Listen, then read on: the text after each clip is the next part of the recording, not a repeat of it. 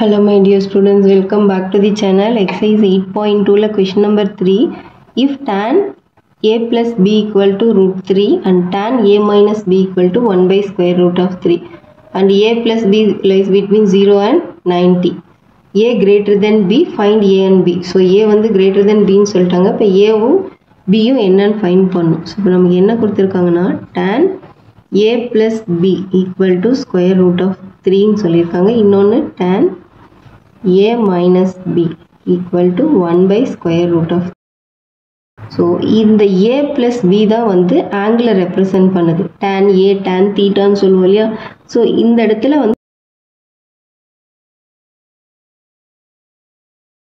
b வந்து angle represent பண்ணுது theta. அப்போ tan ஓட எந்த angle வேல்யூக்கு root 3 இருக்கும் நம்ம பார்க்கணும். So tanல பார்க்கலாம் root 3 இங்க இருக்கு. So 60 டிகிரிக்கு தான் root 3. அப்போ இது வந்து a plus b equal to 60 டிகிரியா?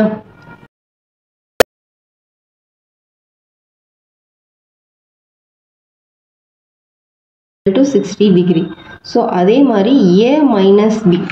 tan ஓட எந்த வேல்யூக்கு 1 by root 3 இருக்கு. tan 30க்கு 1 by root 3 இருக்கு. So அந்த angle இருக்கிற இடத்துல என்ன இருக்கணும்னா 30 இருக்கும். இப்போ tan 30 1 by root 3. இப்போ வந்து angle A எவ்வளோ B எவ்வளோன்னு நம்ம கண்டுபிடிக்கணும். ஸோ இப்போ இது ஈக்குவேஷன் 1ன்னு எடுத்துக்கலாம், இது 2ன்னு எடுத்துக்கலாம். இப்போ இது ரெண்டையும் நம்ம ஆட் பண்ணலாம். 1 plus 2 ஆட் பண்ணும்போது A plus B equal to 60, A minus B equal to 30. So இது ரெண்டும் கட் ஆயிரும்.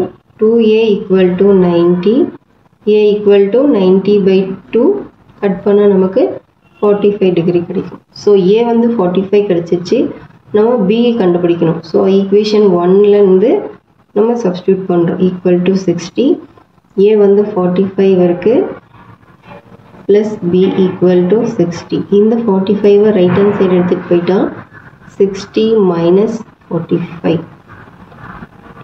So 15 degree. B equal to 15 degree, A 45 degree. அவங்க ஆல்ரெடி சொல்லிட்டாங்க A வந்து கிரேட்டர் தென் பியாக இருக்கணும். ஸோ A கிரேட்டர் தென் பியாக இருக்குது. ஏன்னா B வந்து 15, இது A வந்து 45 டிகிரி.